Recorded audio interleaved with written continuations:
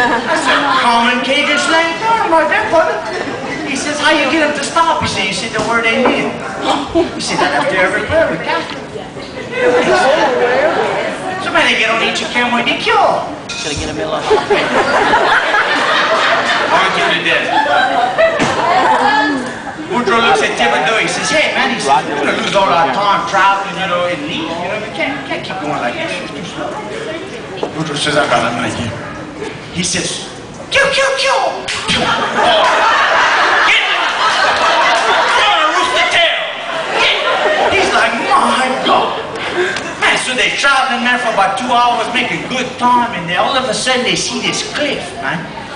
Man, it's coming fast, man, coming fast. And he's like, Woodrow, what's the word to stop these things? He said, I forgot, say your prayers, man. Our Father who art in heaven, hallowed be thy name, amen. Anti-lock camel brakes, bro. Hey. I'm talking half a toenail off the cliff.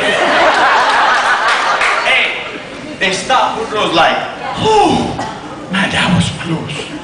Thibodeau looks down at that deep gorge and he killed.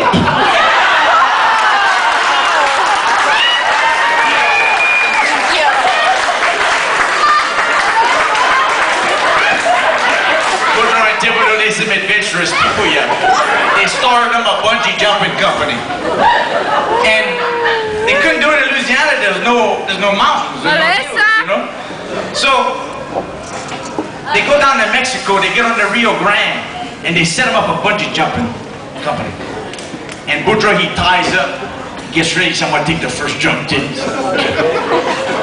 Boy, jumps off. Oh. Hey, pew! He comes back up like thumbs up. Boy, he's like, all right, the rope's long enough. Man, he bounces back down, pew, he comes back up, and he's...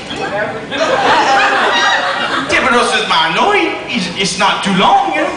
Pew, he comes back up, his arm's broke, his shirt. My God, what's going on? Man, he pulls him up real fast, you know. What's wrong, what happened? He says, you hit the ground? He said, no. He says, I can't speak Spanish, what the hell is a piñon?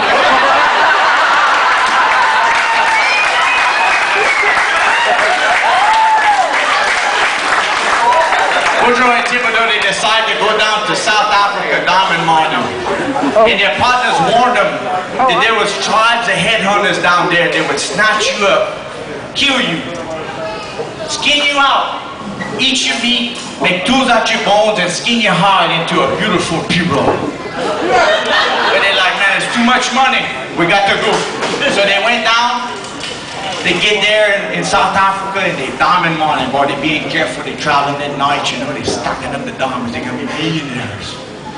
And man, they mess up one day. They got too greedy. They stayed in the daytime too long and they snatched them up, them tribe of headhunters. And they bring them back to their tribe and they tie them to each a post. And he walks up, the chief, and he cuts Thibodeau's throat, skins him out, debones him, eat the meat, make tools out of his bones, and stretch and skin and tan that hide into a beautiful pirogue. Man, it floated beautiful. And Woodrow watched all this happen. So the next day, the chief comes to Woodrow. He says, Woodrow, you have one wish before I kill you since you watch your friend die. He said, bring me a fork. This is a fork. He says, man, yeah. Brings him a fork. He takes that fork. What you doing? He said, that pirogue won't float, buddy.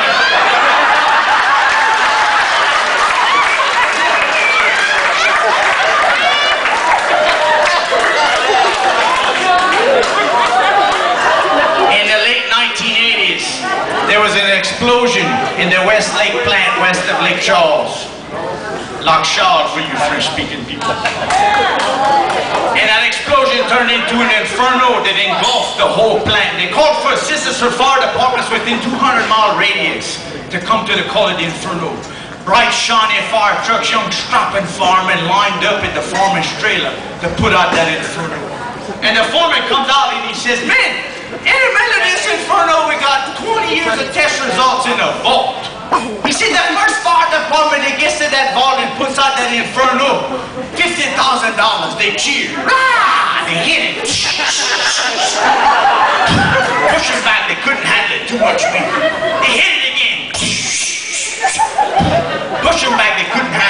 much wind. All of a sudden, they heard a lone siren coming down the road. It was the Cajun Volunteer Fire Department. And in 1962 mile per hour truck made up of all Cajuns not more than 60 years of age. They never stopped. In the middle of that inferno. They run out of water. They started using their jackets. They put it on in 10 minutes. KPLC TV was on the scene. My God! The foreman runs up, Chief Boudreaux, we have never seen nothing of such heroism. The Cajun Volunteer Fire Department put out the inferno in 10 minutes. $200,000 to the Cajun Volunteer Fire Department. KPLC TV, Chief Boudreaux, what you gonna do with all that money? He said, Shy, first thing we're gonna do is fix them damn brakes on that fire.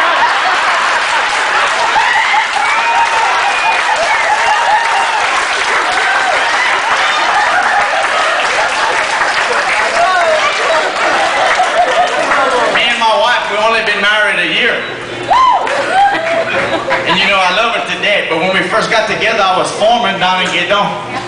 And I formed with a friend of mine, Alexis Robichaud. And me and Alexis would get tore up every night after we got done cutting rice. Any farmers in here? Nope. So look, we finished cutting rice and we drank a 6-pack, you know, and a 12-pack and a 24-pack, and we'd end up at the Circle Top and get on tour. Hey, I see some people been to the Circle Top. So we get there and then we get tore down. But my wife tells me, hey, we get tore up one more time. I'm gonna divorce you. Can't argue with that. What I'm gonna do? I got to quit. So I quit, shut it down. So one afternoon we couldn't rice. It was a long day, man. I sweat all day. My air conditioner went on, my cup on. And Alexis said, hey, you want a beer? I said, man, I can't. He said, one beer. Took one ball, 6, 12. We ended up in the Circle Top touring. So I couldn't drive. I was so messed up. I was afraid of them troopers. And so I started walking to the house. It's about 10 blocks away. And I got some empty whiskey bottle glasses in my back pocket. And I walk in the door of the house. Open the door and get in. We got a 2-story house, you know. There's a banister. We would go up the stairs. Fall on my butt, boy. Glass all in it. Tore it up. Them 2 whiskey bottle glasses tore me up. So man, I get up and I walk down the foyer. And there's a mirror in the hall. And I pull down my pants. I'm bleeding everywhere. So I walk into the kitchen and I get a box of Band-Aids. And I come back and I start putting Band-Aids everywhere I'm bleeding, you know. I use 47. I go back and I put them in the cabinet and I put on my pants and I walk upstairs and I sneak into bed. She never knew the difference, you know. Go to bed. The next morning I wake up, man, my head is pounding and my butt is burning. And there's Selena standing at the end of the bed. You got tore up again last night, huh? We're getting a divorce. I'm calling it up. Baby, calm down. Calm down. What would make you think I got drunk last night? I came in late, but I didn't drink.